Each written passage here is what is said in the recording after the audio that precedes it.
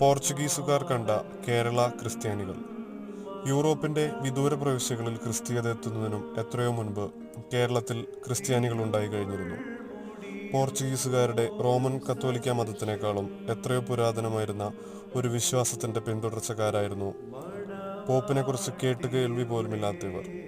കേരളത്തിലെ പള്ളികൾ പോപ്പിൻ്റെതാണെന്ന് സ്ഥാപിക്കാൻ ശ്രമിച്ച പോർച്ചുഗീസുകാർക്ക് ആരാണ് പോപ്പ് എന്ന മറുചോദ്യമാണ് ഉടൻ കിട്ടിയത്.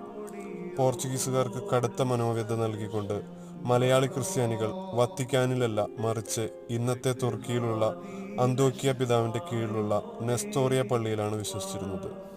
അവരുടെ വേദപുസ്തകം ലാറ്റിനിലായിരുന്നില്ല, സിറിയയിലായിരുന്നു. അതിനാൽ അവർ സുറിയാനി ക്രിസ്ത്യാനികൾ എന്നറിയപ്പെട്ടു. മറ്റൊരു തരത്തിൽ പറഞ്ഞാൽ, വളരെയധികം ആഘോഷിക്കപ്പെട്ടിരിക്കുന്ന റോമൻ കത്തോലിക്കരുടെ പിതാവ് കേരള ക്രിസ്ത്യാനികളെ സംബന്ധിച്ച് ആരുമായിരുന്നില്ല.